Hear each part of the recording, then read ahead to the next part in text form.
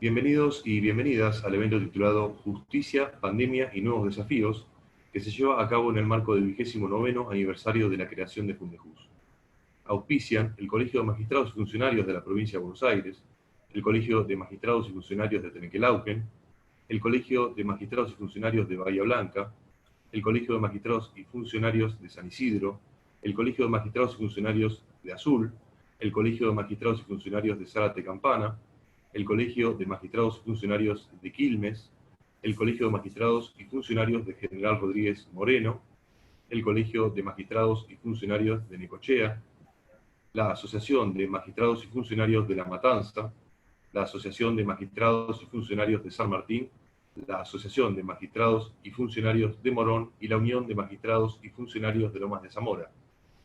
Se encuentran presentes por las instituciones mencionadas, por el Colegio de Magistrados y Funcionarios de Zárate Campana, el presidente Cristian Fabio, acompañado por Patricia Marini, por el Colegio de Magistrados y Funcionarios de Bahía Blanca, Eduardo Lamper, por el Colegio de Magistrados y Funcionarios de San Isidro, Silvia Chomies y María Sayago, por el Colegio de Magistrados y Funcionarios de Azul, Daniela Tiseira, por la Asociación de Magistrados y Funcionarios de Morón, Agustín Aguerrido, y por el Colegio de Magistrados y Funcionarios de Trenquelauquen, la presidenta Gabriela Martínez, acompañada por Thaís Lema.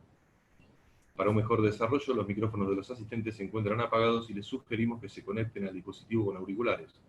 Por otro lado, les hacemos saber que las preguntas serán contestadas al finalizar la exposición y que para formularlas les pedimos que las canalicen por el sistema de chat. A continuación, hará uso de la palabra el presidente de Fundejus, doctor Joaquín Pedro Darrocha.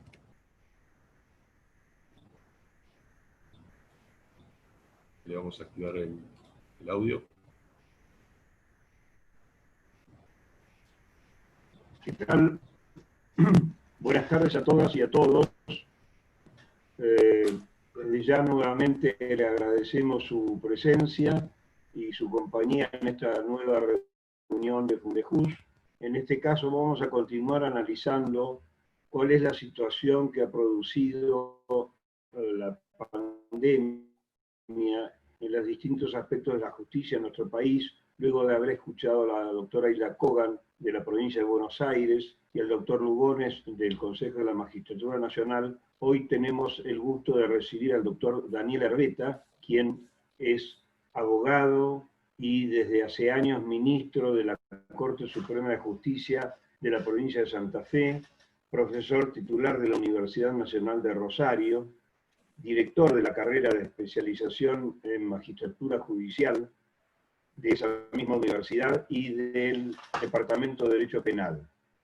Ha sido decano de la citada Universidad Nacional de Rosario y es expresidente de la Asociación de Profesores de Derecho Penal. Además, dentro de su enorme currículum podemos mencionar que ha integrado las comisiones de reforma del Código Procesal Penal de Santa Fe y la Comisión de Reforma al Código Penal del 2005-2006 de la Nación. Autor de numerosos artículos y conferencista en nuestro país y en el exterior, es además profesor de posgrado de otras universidades. Pero acá lo importante no es lo que ya conocemos del doctor Herbeta, sino escucharlo y que nos cuente cómo es la situación actual de la justicia en la provincia de Santa Fe, en la particular situación que estamos viviendo en todo el país. Gracias, Daniel, y bienvenido a Fundejus, y te dejo el uso de... Bien, ¿se escucha? ¿Se escucha? Sí, se lo escuchaba muy bien, doctor. Bueno, muy bien, muchas gracias. En primer lugar, mi agradecimiento a Fundejus, 29 años ya de vida, con una importante trayectoria y aportes a todo lo que tiene que ver con el funcionamiento de la justicia. Quiero hacer un reconocimiento a todas y a todos, y en este caso particularmente en la persona de Joaquín Pedro Darrocha, del Chango Darrocha, un amigo a quien le mando un fuerte abrazo, pero también aprovechar para saludar a todos y a todas las colegas, abogadas, abogados, magistrados, funcionarios del resto del país. En verdad, a todos les habrá pasado, ¿no? Estamos atravesando una situación bastante complicada. Desde las ciencias sociales se dice que la pandemia causada por el COVID-19 no es solo una crisis sanitaria, un problema de salud, sino lo que en la perspectiva de la ciencia social suele denominarse un hecho social total, porque sin duda esta pandemia ha tenido impacto e incidencia en el conjunto de las relaciones sociales, en el conjunto de las instituciones, de los protagonistas e incluso de los valores. Y en verdad creo que, obviamente, como no podía ser de otra manera, ha tenido impacto en el funcionamiento de la justicia y hasta le diría en la reconstrucción del sentido de las normas jurídicas y del modo de intervención en los conflictos por parte de la justicia. Yo, para dar cuenta de la experiencia y de lo que nos ha pasado en esta región, en esta extensa provincia de Santa Fe, que tiene particularidades verdaderamente llamativas, a veces soy un poco extremista para ser gráfico. Ustedes saben que esta es una provincia bastante bipolar entre el sur y el norte. La Corte Suprema de Justicia Provincial prácticamente tiene sede en dos ciudades. Si bien su sede constitucional es la ciudad capital, la ciudad de Santa Fe, los integrantes del Tribunal de la Corte Suprema que residen en Rosario trabajan en Rosario y solo nos reunimos una vez a la semana con motivo de los acuerdos. Pero para dar cuenta de la realidad que hemos atravesado en esta provincia tan particular, porque hasta tiene diferencias regionales, no es lo mismo, digamos, el norte, el oeste, que el sur de la provincia, le diría que, en primer lugar, y como cuestión general, advirtiendo que uno de los problemas estructurales, no solo ahora en la pandemia probablemente se pongan más de manifiesto, pero a lo largo de la historia, uno de los problemas estructurales que en general ha afectado y afectan a los sistemas de justicia, con las diferencias que hay entre la justicia ordinaria, la federal, las justicias provinciales, pero que en general es un dato común, especialmente en el fuero civil, en el fuero laboral, en el fuero previsional, en el fuero contencioso, es el alto nivel de burocratización, en el sentido más peyorativo de la palabra, que en alguna medida tiene que ver con la consolidación de prácticas y de rutinas muy añejas en los sistemas judiciales de nuestro país. Por ello es necesario, como regla general, nosotros, más allá de las discusiones que tuvimos hacia adentro del Poder Judicial, en alguna medida llegamos a un acuerdo de que hoy más que ayer, aunque esto me parece que es válido para cualquier momento, era necesario privilegiar la simplificación, la deformalización, las soluciones pragmáticas que posibilitaran de un modo o del modo más amplio posible el acceso a la justicia y el ejercicio de los derechos y de la profesión del abogado y de los intereses que representa, obviamente tratando de preservar las políticas de prevención sanitarias, digamos, que apuntaban y que apuntan a reducir los riesgos de esta pandemia que nos está afectando. Dicho de otro modo, repensar un poco las prácticas, las rutinas, que ya se han consolidado desde hace mucho tiempo entre nosotros, y que en alguna medida están muy vinculados a una cultura muy arraigada a la historia del expediente escrito, la cultura del trámite, la observancia obsesiva de los reglamentos, muchas veces por encima de la razonabilidad de las soluciones o del cumplimiento de los objetivos de una institución como en este caso el sistema de justicia. Nosotros apuntamos a flexibilizar algunas cuestiones, incluso que tienen que ver con nuestra propia ley orgánica, nuestra ley de funcionamiento, tratando precisamente de asegurar la prestación del servicio de justicia. Les voy a hacer una síntesis muy apretada de las distintas etapas que fuimos atravesando, pero consciente de que el Poder Judicial obviamente es un poder político, poder político no partidario, obviamente, un poder político en el sentido institucional, forma parte de la estructura de gobierno de la sociedad, tiene como función nada más y nada menos que gestionar conflictividad y eventualmente ponerle límites a otros poderes del Estado, y que desde esa perspectiva, por eso sus actos, los actos del Poder Judicial son actos de gobierno, una sentencia es un acto de gobierno, y por ello, como acto de gobierno, es un acto político, y por ello también, y por exigencia constitucional, deben tratar de ser actos racionales, transparentes y públicos. Los reglamentos y aún las leyes infraconstitucionales, me refiero en este caso a muchas disposiciones previstas en las reglamentaciones procesales, solo son posibles de interpretar en la medida en que algunas de esas interpretaciones sean compatibles con los principios y los condicionamientos que derivan de la Constitución y de las convenciones internacionales, de modo que ningún reglamento, ninguna ley infraconstitucional, ese fue nuestro criterio, podía generar una solución que fuera irrazonable o que fuera arbitraria en el contexto de esta situación tan particular, vamos a llamarla de excepción, que estamos atravesando. Este es el punto de partida, más allá de que hayamos podido lograrlo en un mayor o menor grado, pero este fue el punto de partida como base conceptual, la idea de tratar de romper ese criterio que muchas veces caracteriza a la burocracia en un sentido peyorativo, que lejos de encontrarle una solución a los problemas, siempre está buscando cómo encontrarle un problema a las soluciones. Y la pandemia nos permitió en alguna medida poner más en evidencia esta descripción que estoy haciendo y la necesidad de repensar y de pensar y de ocuparnos y de preocuparnos por cómo resolver problemas antes que por cómo encontrarle problemas a la solución.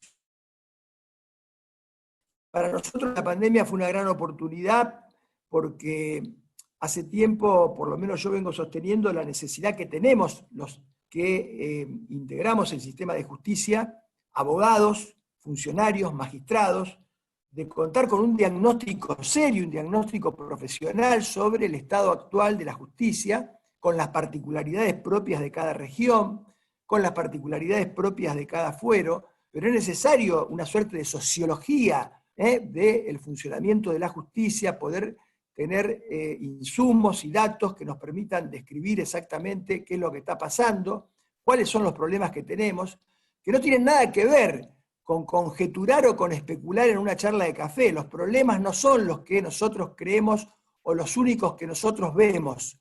Hay otros problemas que nosotros a lo mejor no vemos desde el lugar en que estamos y que también existen. Los problemas no son solamente los que me pasan a mí o los que sufre el litigante X o los que sufre el secretario o el funcionario tal o cual. La justicia necesita darse un diagnóstico sobre su estado, sobre su situación, y en alguna medida la pandemia nos aceleró, nos empujó un poco, y por eso digo que fue, si se quiere, una oportunidad a empezar a tratar de relevar no solo nuestras fortalezas, sino fundamentalmente nuestras debilidades. Y bueno, entre las fortalezas pudimos comprobar el fuerte compromiso de los recursos humanos. Nuestros abogados, con todas las discusiones y las disputas y las diferencias que hubo en un comienzo, los abogados, los magistrados, el gremio judicial, verdaderamente en nuestra provincia, se han colocado a la altura de la situación y nos han mostrado, digamos, que tenemos allí una fortaleza enorme, digamos, como poder judicial, cosa que debo reconocer públicamente y que hemos reconocido desde el punto de vista institucional. Pero también hemos podido reparar en las debilidades, y las debilidades tienen que ver, por un lado, con problemas estructurales que sí son comunes, yo creo que a la mayor parte de la justicia, problemas que tienen que ver con un sistema de organización, con procesos de trabajo y con una forma de gestionar y hasta de litigar que hemos heredado de la colonia, que incluso tiene sus orígenes, le diría, casi en la Edad Media, y que nunca nos hemos propuesto pensar desde el procesalismo. Se han planteado 1000 alternativas para reformar códigos, para reformar, regular plazos razonables, etcétera, etcétera, pero no se ha prestado una atención debida al problema de las estructuras judiciales, de los sistemas de organización, de los procesos de trabajo, de la forma de gestionar e incluso de la forma de litigar. Estos problemas comunes se han potenciado obviamente en la pandemia y a ellos se han sumado, como debilidad del Poder Judicial de Santa Fe, una limitación que teníamos desde el punto de vista tecnológico. Nuestro sistema informático, que se desarrolló, fue uno de los primeros que comenzó a desarrollar la informatización del Poder Judicial, pero nuestro sistema informático nos dimos cuenta que tenía por un lado una gran fortaleza, una enorme capacidad de almacenamiento de datos, un enorme banco de datos. Habíamos logrado avanzar en una aplicación que le permite al abogado desde Piazza Navona en Roma poder desde su celular no ir al juzgado porque puede ver desde su celular el estado con un usuario y una contraseña, ingresar a revisar el estado de todos sus expedientes, obviamente, que van a aparecer en el sistema, pero era un sistema que no permitía ningún tipo de interactuación. De modo que era algo así como tener un hermoso auto, último modelo, en el garage, parado, al que puedo sacarle fotos, mirarlo, abrir la puerta, entrar, pero nunca lo podía usar. Y esta era una limitación enorme de el aspecto tecnológico, digamos, del Poder Judicial de Santa Fe. La pandemia nos permitió, y bueno, estamos viendo qué es lo que pasó, porque la verdad que en esto hago una suerte de autocrítica. La pandemia nos permitió en 3 meses avanzar más que prácticamente en 4 años. Nosotros en 3 meses pudimos avanzar en este aspecto que tiene que ver con la incorporación de tecnología y con la posibilidad de generar trabajo remoto, y con la posibilidad de encontrar una respuesta a los problemas que planteaba la pandemia, lo que no habíamos podido avanzar en tanto tiempo de desarrollo del sistema informático. Nosotros hemos informatizado prácticamente todos los tribunales de la provincia de Santa Fe, de la extensa provincia de Santa Fe, pero teníamos esta limitación que impedía la posibilidad de interactuar. Y le buscamos una solución de coyuntura a este problema, a esta limitación, primero, una solución de coyuntura que nos permitió rápidamente abrir el servicio de justicia, generar trabajo, poder generar el ejercicio de derechos, poder generar acceso a la justicia, una solución de coyuntura no muy ortodoxa, que ahora les voy a contar cuál fue, y luego finalmente, por eso digo que en 3 meses avanzamos mucho, poder desarrollar en el marco o dentro del sistema informático una aplicación que permite obviamente ingresar, digamos, ahora sí, todas las pretensiones, incluso la documental, a través de una suerte de mesa de entradas virtual, con una gran capacidad, y que bueno, ya se instala definitivamente para siempre, y obviamente implica la posibilidad de tener un sistema ahora mucho más dinámico, mucho más interactivo. Pero básicamente, les decía, la Corte, cuando surge el problema de la pandemia, fue más o menos por cerca del 18, creo que fue el 17, 18 de marzo. Bueno, digamos, nosotros, el primer impacto fue un impacto de mucha incertidumbre y, bueno, en general, si se quiere, había hasta cierto temor frente a las decisiones tomadas por el Poder Ejecutivo Nacional, la drástica cuarentena, el aislamiento social y obligatorio, la prohibición de circulación. Eso llevó a que nosotros inicialmente dispusiéramos una suspensión de todos los términos y de todas las audiencias en una primera etapa, fue el 16 de marzo, con un sistema de guardias mínimas a los efectos de garantizar obviamente la prestación del servicio de justicia en situación de extrema urgencia. Pero rápidamente, obviamente, y frente al reclamo de los abogados, que también evidentemente veían bastante limitada la posibilidad de su desempeño profesional, y con ello obviamente de la defensa de los intereses de las partes que representan, el 14 de abril si se quiere, inventamos, no es un invento, fue un recurso de coyuntura, muy poco ortodoxo, ni siquiera nos lo proporcionó nuestra área de informática del Poder Judicial, sino que lo buscamos nosotros incluso en consulta con nuestra Universidad Nacional, y logramos en alguna medida sacar una solución de coyuntura, salir del paso, con un recurso muy simple, que fue crear una casilla de correo electrónico en cada tribunal.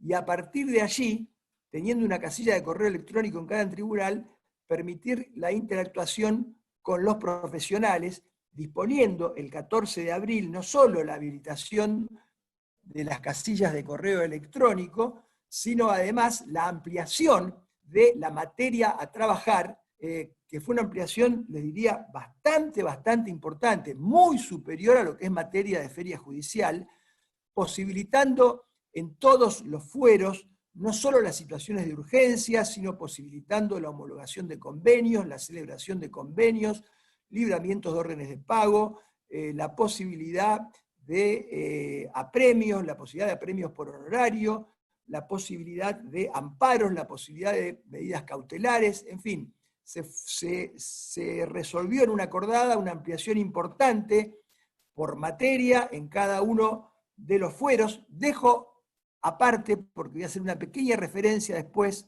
independiente al fuero penal. Estoy hablando del fuero civil, el fuero laboral, el fuero de familia, responsabilidad extracontractual, contencioso administrativo. Se estableció el 14 de abril un sistema de turnos, un turnero, que fue una prueba piloto que después logramos generalizar, es decir, para la oficina de certificaciones.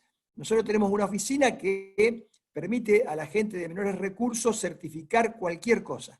Es decir, evitar el pago de un notario y con un costo bajísimo poder certificar, no sé, desde un 08 a cualquier otra documentación. Bueno, se estableció un sistema de turnos, un turnero a través de Internet, tanto para el otorgamiento de poderes como para la oficina de certificaciones, oficina de poder y oficina de certificaciones. Y obviamente para el sector más vulnerable, que es el que encuentra o busca una respuesta, porque no tiene posibilidad de contar con un abogado, en nuestras defensorías generales civiles. Esto ocurrió, se implementó también el 14 de abril la notificación electrónica, de modo que ya el 14 de abril, yo les diría que entre el 16 de marzo y el 14 de abril, en 4 semanas pudimos avanzar de una manera notable y verdaderamente bastante satisfactoria, funcionó muy bien. Los colegios de abogados verdaderamente reconocieron, digamos, estas iniciativas, ayudaron, colaboraron con las mismas, y el 27 de mayo volvimos a ampliar más materia frente al funcionamiento bastante positivo que tenía este sistema. Finalmente, en una segunda gran etapa, o tercera etapa, perdón, el 8 de junio pudimos inaugurar la mesa de entradas virtual para el interior, todos los distritos del interior de la provincia, con excepción de los 2 grandes conglomerados, Santa Fe, Rosario, y el 18 de junio pudimos habilitar la mesa de entradas virtual tanto para la ciudad de Rosario como para la ciudad de Santa Fe, y también en esa fecha, en función de que la situación de la pandemia en Rosario no era tan extrema o tan grave como en otros lugares del país, especialmente Capital Federal y provincia, el 18 de junio dispusimos la reanudación de todos los plazos, la reprogramación de todas las audiencias, y dispusimos de distintos turneros a través de Internet para que el abogado que tuviera que hacer alguna actividad presencial pudiera tener un turno y concretar esa actividad presencial mediante la solicitud de un turno.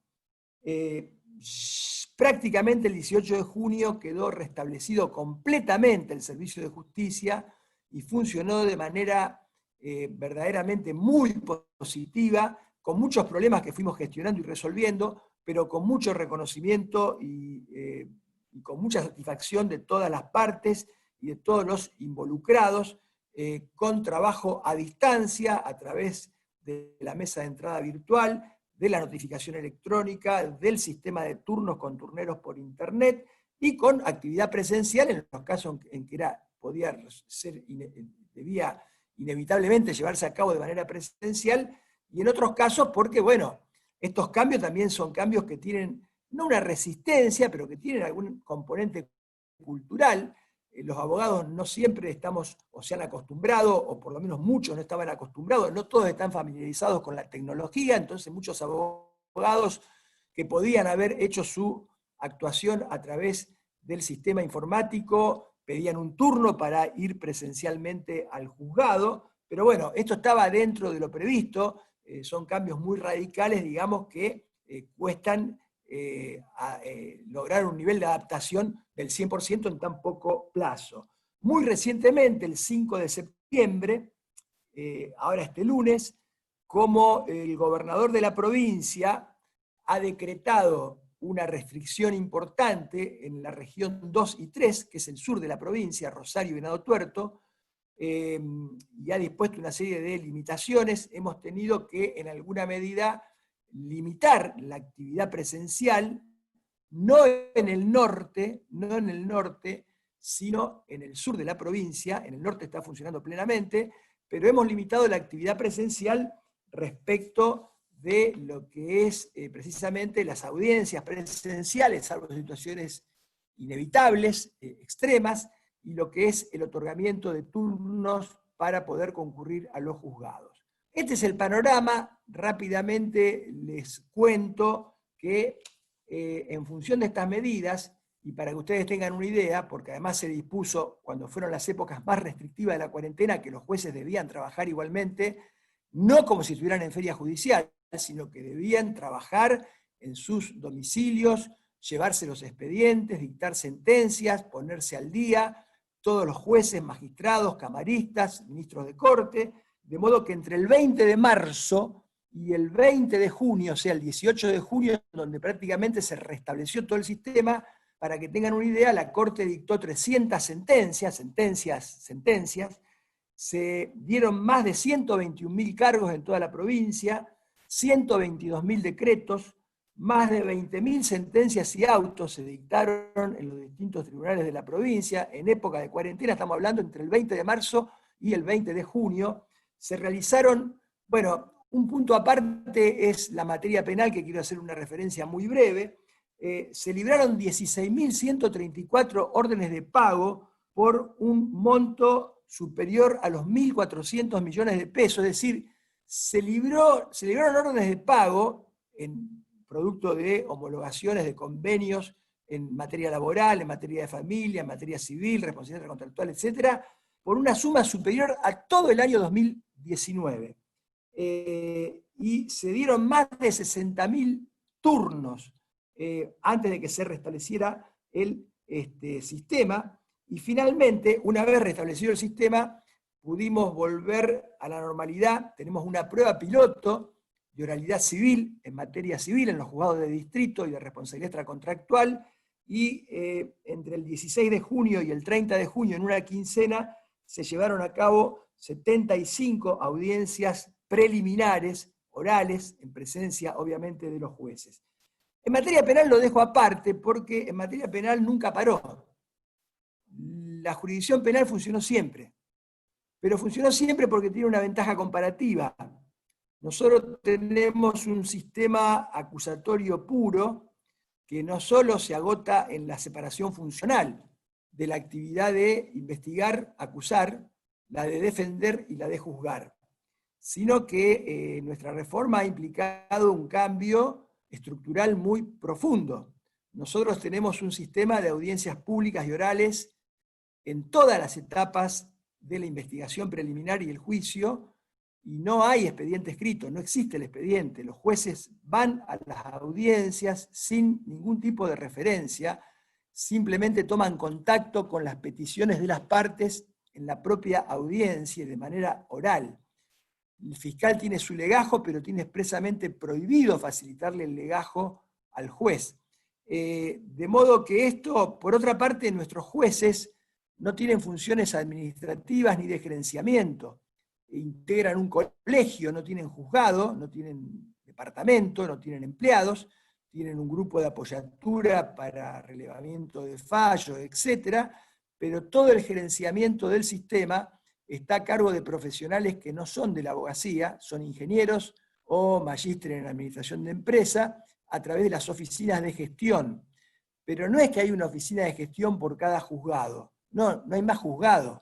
Por lo tanto, hay una sola oficina de gestión en primera instancia, una sola oficina de gestión en segunda instancia, y allí el sistema informático fue bastante más avanzado en el sentido de prever la adquisición, por ejemplo, de mucho equipamiento de trabajo remoto. O sea, en lugar de invertir en puestos de trabajo fijo, el Ministerio Público Fiscal, la Defensa, en alguna medida las oficinas de gestión, invirtieron en la compra de notebooks en su momento, y esto favoreció mucho más la posibilidad del trabajo remoto de empleados, y obviamente un desempeño casi normal del fuero penal. Hubo algunos juicios orales que necesariamente debieron ser presenciales con medidas estrictas de seguridad, pero el resto de las audiencias que tienen que ver con la investigación preparatoria, audiencia de formulación de cargo, querellante, abreviados, probation, criterios de oportunidad, etcétera, etcétera, incluso audiencias preliminares se celebraron normalmente. Entre el 20 de marzo y el 20 de junio, es decir, en 3 meses, se llevaron a cabo más de 4.500 audiencias públicas orales en el sistema penal de la provincia de Santa Fe, y hago una aclaración. Santa Fe tiene otra particularidad, que en general en todos los fueros, para hacer un promedio, y puedo errar en muy pocos puntos, en algún fuero que en otro, pero básicamente entre el 55 y el 58% de la carga de trabajo está en Rosario. Y el resto se reparte entre toda la provincia. De modo que ustedes tengan en cuenta que en Rosario se llevaron a cabo más de 2.000 audiencias públicas, en este caso habilitando el ID y la contraseña en la grilla de audiencias que publica la Oficina de Gestión por la web, de modo que quien quisiera ingresar a ver la audiencia podía ingresar a ver la audiencia, desde ya que familiares de víctimas, etcétera, contaban, digamos, con el ID y la contraseña para poder ingresar, y además el equipamiento, en función de un convenio, un acuerdo con las autoridades de la provincia, en todos los centros de detención.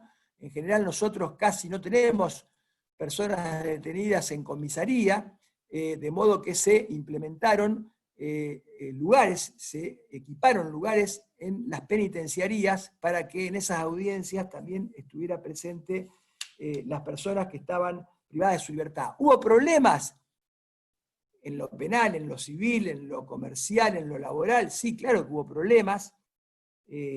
Por ello, obviamente, hemos pedido disculpas a abogados, a funcionarios, a empleados, porque verdaderamente han hecho un esfuerzo descomunal, pero bueno, verdaderamente los problemas no han sido tan graves, el sistema ha funcionado muy adecuadamente.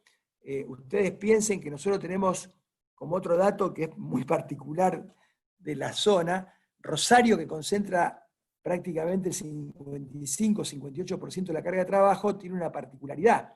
Hasta antes de la reforma penal, en donde se construyó un centro de justicia penal, un edificio exclusivamente para el Ministerio Público de la Acusación, la Defensa, las oficinas de gestión y los jueces penales, Rosario siempre tuvo toda su justicia concentrada en un solo edificio, en calle Balcarce y Pellegrini, en el Parque de la Independencia, muy cerca de la cancha de Newell's, donde nació Messi, donde jugó Maradona, de modo que, bueno, tenemos muy cerca la gloria, digamos, del tribunal, y en ese edificio estuvo concentrada toda la actividad judicial de la ciudad. Ahora está concentrada toda la actividad laboral, civil, previsional, de responsabilidad contractual, de familia, defensorías, cámara, corte, está todo en un solo edificio, pero ese edificio recibe entre 6.000 y 6.500 personas por día, es decir, es prácticamente un pueblo, de modo que obviamente nosotros teníamos hasta esa dificultad extra, que no podíamos habilitar muchas actividades presenciales porque el nivel de circulación adentro de ese edificio, por más medidas que se tomen, era digamos, enorme. De modo que este era un elemento adicional para poder avanzar tan rápidamente en este tipo de respuestas. Los problemas que hubo son los propios de la necesidad de adaptación, obviamente, a lo nuevo.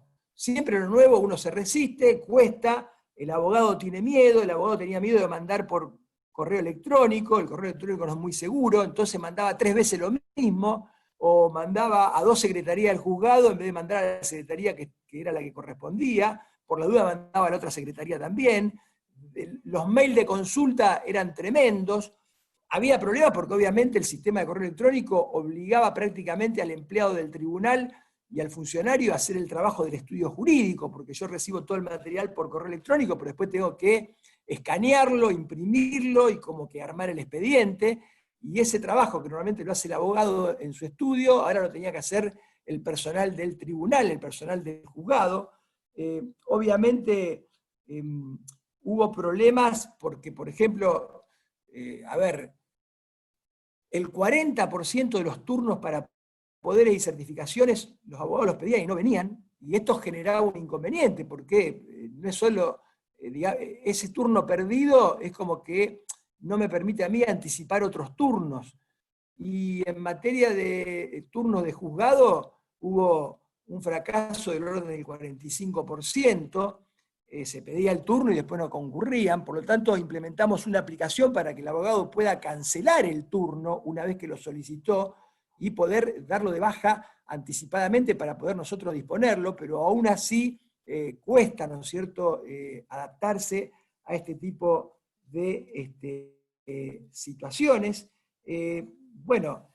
Hubo verdaderamente inconvenientes de esta naturaleza que son propios, son previsibles, que hay que gestionarlos.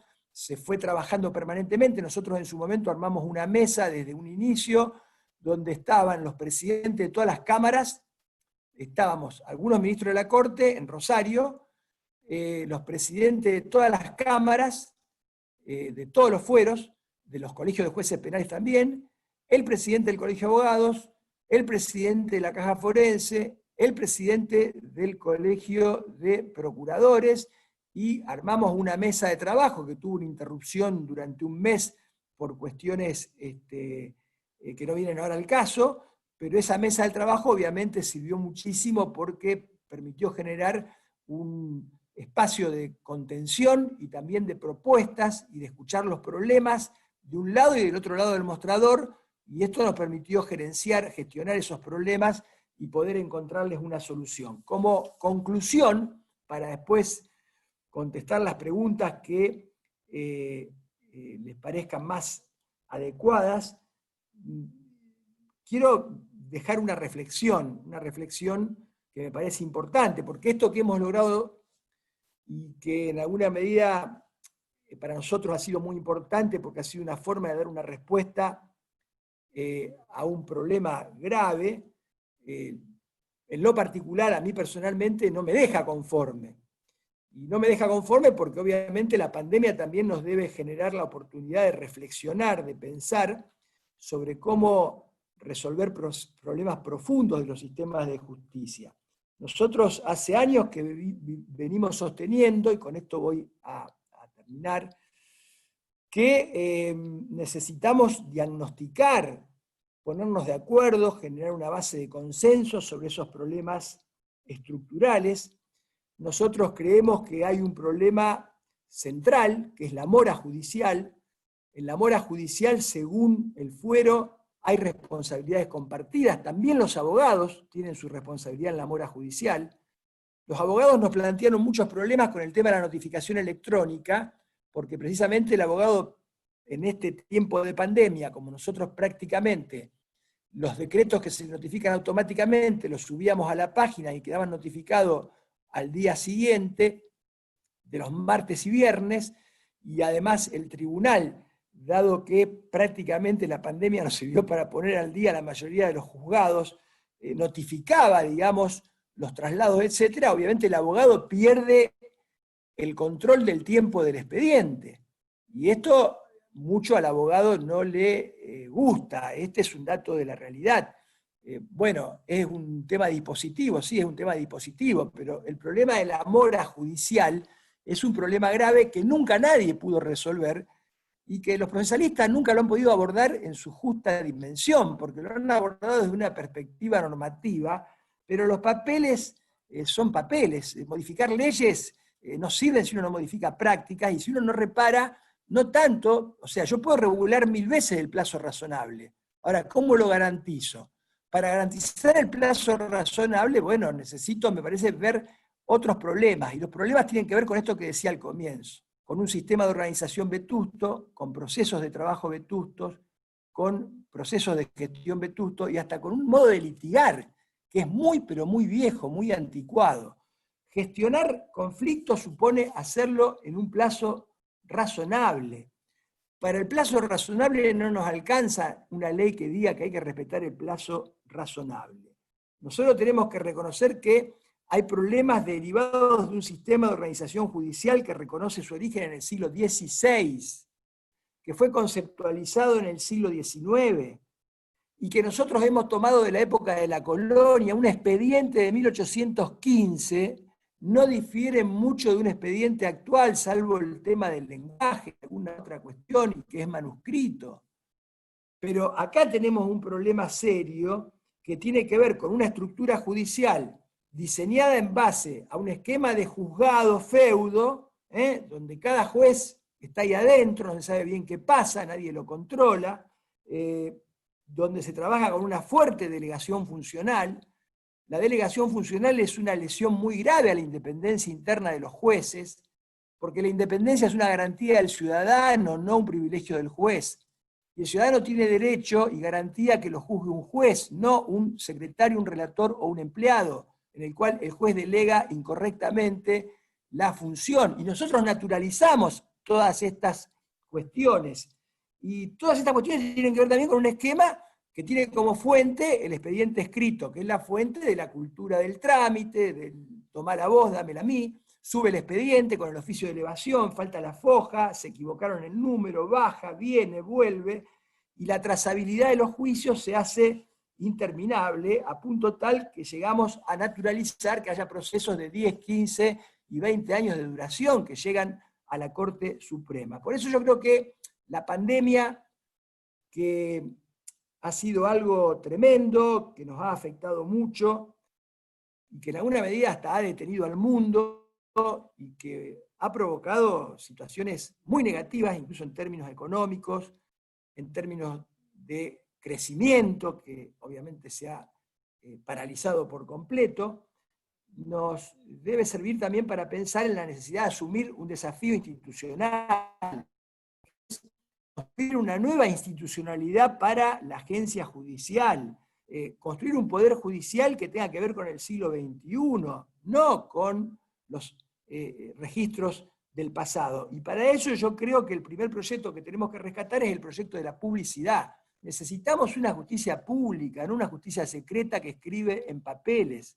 Y la publicidad se garantiza solamente con un sistema de audiencias públicas y orales, y la publicidad me permite ganar en transparencia, la publicidad me permite evitar la delegación funcional, la publicidad me permite en un sistema de audiencias públicas y orales, y tenemos la experiencia en nuestra provincia, terminar con las chicanas, reducir las recusaciones, reducir los incidentes, porque no es lo mismo ir a una audiencia de conciliación y eventualmente preliminar, es decir, una audiencia donde si no se llega a un acuerdo, las partes deben ofrecer la prueba y el juez decide esta prueba va y esta prueba no va. No es lo mismo tener al juez presente mirando en la cara a presentar un escrito de 500 hojas y esperar que alguien lo responda con un decreto, el otro lo impugne, lo conteste, etcétera, etcétera. Esta es por lo menos nuestra experiencia. La prueba piloto en honorariedad civil a nosotros nos ha permitido reducir la trazabilidad de los procesos civiles, la hemos bajado de un promedio de 5, 6, 7 años a un promedio de 1 año, 2 meses. Esto es lo que está pasando desde que pudimos implementar la prueba piloto en honorariedad civil en todos los juzgados de distrito de la ciudad de Rosario. Y bueno, obviamente el penal lo dejo aparte porque en el penal directamente no hay expediente, pero me interesa mucho la justicia privada porque allí está el gran ámbito de solución de conflictos. El sistema penal fue pensado para pocos casos, por eso tiene un enorme sistema de garantías. pero la verdadera solución de conflictos está en el ámbito de la justicia madre, que es la justicia privada, el derecho civil. Porque en la justicia privada el juez no solo resuelve un conflicto, el juez también en alguna medida busca la ejemplaridad. La justicia privada gobierna resolviendo casos, pero también enviando mensajes sociales, mensajes de tolerancia social, mensajes de responsabilidad social. Y es una lástima, porque uno se pregunta, ¿cuánta gente sabe qué es lo que resuelven los jueces civiles y los jueces laborales? En mi provincia no lo sabe nadie. Y es allí donde deberíamos buscar la mayor publicidad de esos actos de gobierno, porque es allí donde podemos generar una verdadera fábrica de cultura cívica. ¿Cómo en materia penal la podemos generar con el juicio por jurados populares, sin ninguna duda? Más allá de que en materia penal los sistemas acusatorios son mucho más visibles y transparentes, y por lo tanto también ponen más en evidencia los defectos y los problemas del sistema de justicia. De modo que me parece que debemos repensar un poco estos sistemas de organización que tienen impacto también en los modos de litigar. Tenemos una forma de litigar que verdaderamente también debe ser repensada en función de nuevas estructuras judiciales, de nuevos sistemas, de nuevos procesos, y recuperar una justicia más pública, una justicia más transparente. Y creo que esto es necesario, y me parece muy importante, y yo les cuento nuestra experiencia. Ustedes no se imaginan lo importante que ha sido, en materia penal, separar la función jurisdiccional de la función de gerenciamiento. Hoy nuestros jueces penales se dedican el 100% del tiempo a juzgar. Rosario tiene una dinámica de la violencia que es la más alta de la República Argentina. Ningún lugar del conurbano bonaerense supera a la ciudad de Rosario. Nuestra tasa de homicidios dolosos supera largamente la tasa de homicidios dolosos más alta que pueda mostrar algún conglomerado del conurbano bonaerense, bastante poblado. Tenemos una dinámica verdaderamente cuantitativa y cualitativamente muy grande, y sin embargo nuestro sistema de justicia penal, que ha logrado armar una estructura de un ministerio público fiscal muy fuerte, con muchos cargos, etc., los jueces siguen siendo la misma cantidad que teníamos antes. Pero claro, cada juez ha duplicado su inversión de tiempo en la jurisdicción, porque antes administraba una pyme, que era un juzgado de instrucción o un juzgado de sentencia, y dedicaba la mitad del tiempo a gerenciar esa pequeña y mediana empresa, y lo hacía mal porque nunca fue entrenado para eso. Algunos a lo mejor sí porque venían de ejercer el comercio, no sé, pero en general no fue así. Y esta separación a nosotros nos ha dado un resultado verdaderamente notable, y los propios jueces han valorado esta circunstancia porque trabajan de jueces, trabajan exclusivamente de jueces. Y esto permite reordenar el tema de los secretarios, porque en un sistema de audiencia pública y oral, ¿para qué quiere un secretario? Para dar fe de que si está el juez presente y las partes presentes. Entonces ese recurso humano lo puede utilizar, ya reconvirtiéndolo en alguna función jurisdiccional, ya reconvirtiéndolo en el trabajo que tiene que ver con el gerenciamiento del sistema. Y por último, con esto termino. Pensar o repensar los procesos de trabajo, yo creo que es fundamental por una cuestión que también me preocupa, y que tiene que ver con la informática, que tiene que ver con el proceso digital y que tiene que ver con la tecnología. Porque cuidado, que si no pensamos en cambiar los procesos de trabajo, corremos el riesgo de hacer grandes inversiones tecnológicas que le van a resolver muchos problemas a la abogacía, le van a permitir, como ocurre ahora al abogado, litigar desde su estudio, pero vamos a terminar teniendo una justicia de papel, o en lugar de una justicia de papel, una justicia de PDF, con escritos en PDF de 100, de 50, de 80 hojas. Y esto no va a resolver los problemas de la gente. Esto no va a resolver el problema de los tiempos, de los procesos, de la trazabilidad de los procesos. No hay prueba alguna que el expediente digital, el expediente del PDF, haya resuelto el problema de los tiempos. Entonces, vamos a estar generando una suerte de neoescriturismo que muchas veces, y por lo que es la tecnología, puede terminar provocando más problemas que el propio proceso escrito. Me parece que es una idea para pensar, para reflexionar, que en alguna medida en Santa Fe se ha visibilizado claramente con la pandemia, cuando vemos la enorme diferencia de lo que ha pasado en la justicia penal y de lo que ha pasado en el resto de los fueros de nuestra provincia. Muchas gracias. Muy bien. Muchas gracias a usted, doctor, por su exposición. Ahora, si le parece bien, damos inicio a las preguntas que los participantes nos hicieron vía chat. La primera pregunta dice lo siguiente. ¿Qué modificaciones han debido realizarse para asegurar el servicio de justicia en tiempo y forma? Bueno, nosotros, no tenemos un servicio de justicia en tiempo y forma en todos los fueros. Hemos hecho una modificación muy importante en lo que es la justicia penal. Allí la reforma ha sido verdaderamente muy profunda, una reforma verdaderamente radical. En la justicia civil hemos implementado un intermedio, que es una prueba piloto, pero que está en vigencia en la ciudad de Rosario, en los juzgados de distrito de responsabilidad extracontractual, y de responsabilidad extracontractual, y en los juzgados civiles de circuito. En verdad, yo tendría una justicia civil sin tantas diferenciaciones, ¿no? Pero más allá de la competencia, los juzgados de distrito civil son los que tienen una competencia material más amplia, pero aún así la carga de trabajo, nosotros tenemos 18 juzgados de distrito civil, la carga de trabajo permite, digamos, implementar un sistema de audiencias orales y públicas.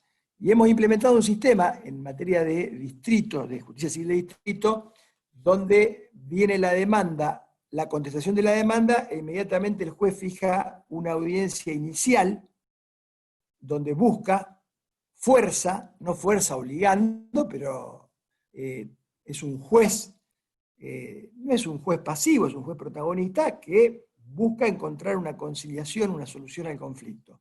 Y si no lo consigue, en esa audiencia se ofrece la prueba y el juez allí mismo declara cuál es la prueba pertinente y cuál no.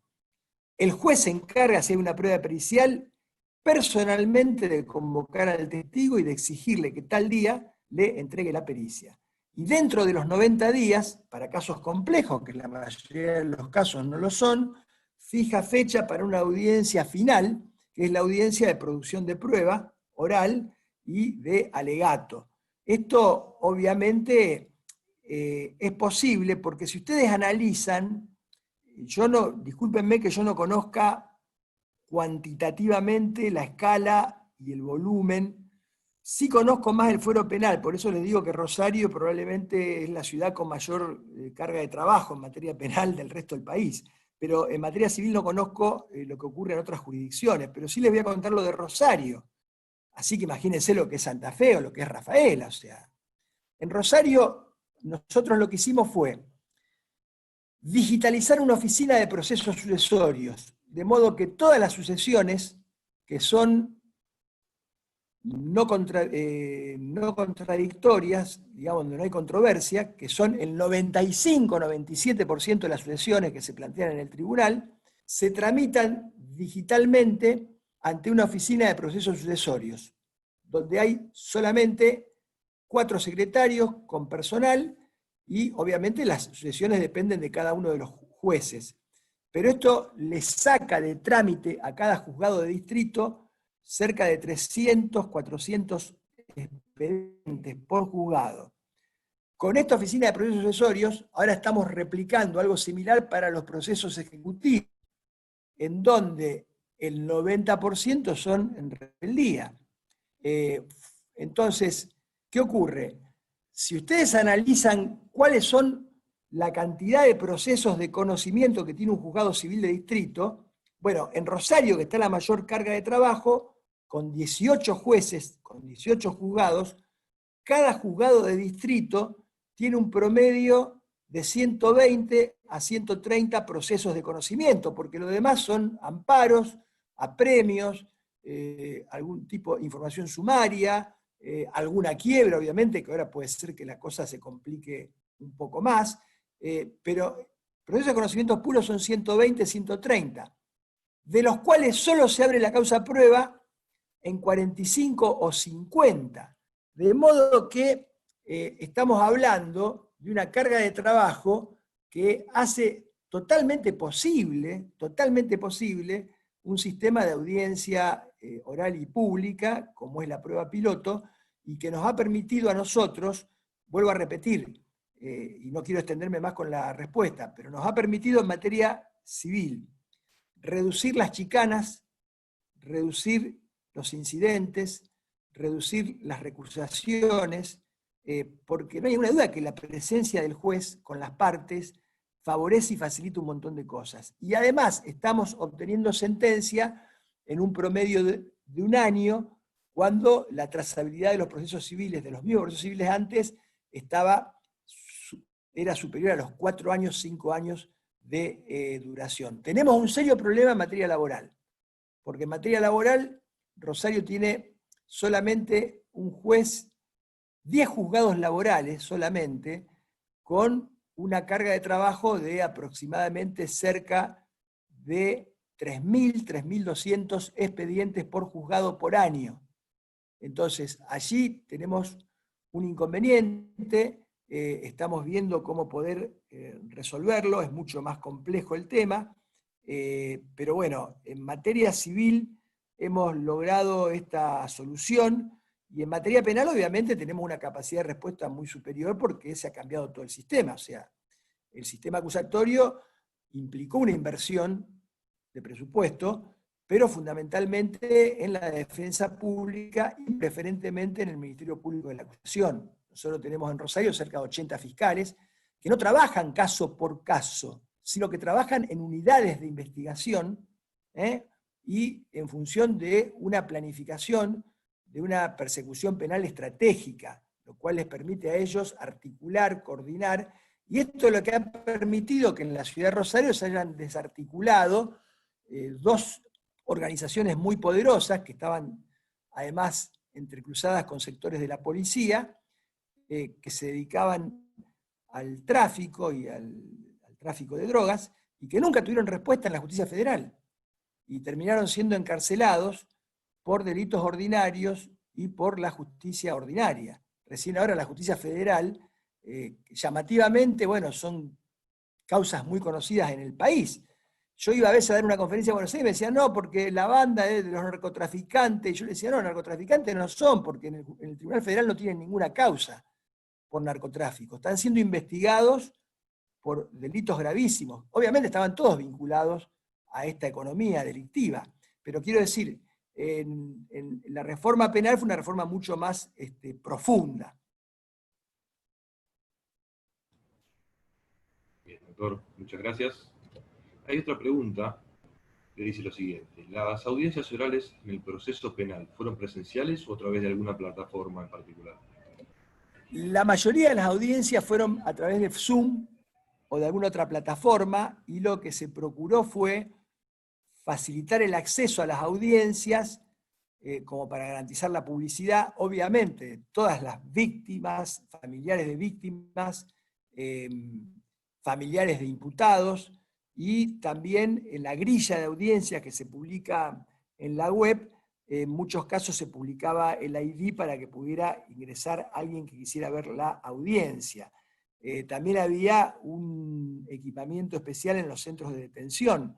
Vuelvo a repetir, nosotros casi no tenemos personas privadas de libertad en comisarías, de modo que se pudo implementar esto en las cárceles, digamos, de la provincia, y verdaderamente hubo muchas audiencias con la defensa pública y con muchos defensores particulares, y no tuvimos ningún cuestionamiento, no hubo ningún problema, y se llevaron a cabo, repito, más de 4.000 audiencias en toda la provincia de Santa Fe en 3 meses, los meses donde estaba el aislamiento social obligatorio y después el distanciamiento social, de las cuales hubo algunas audiencias presenciales, fundamentalmente las de juicio oral, donde se tomaron muchas medidas de seguridad, obviamente en las salas de juicio, y todas las que ustedes imaginan, los protocolos de seguridad propios de la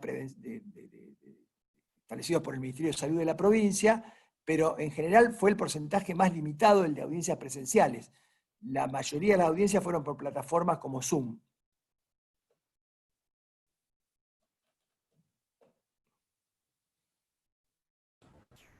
Muchas gracias, doctor.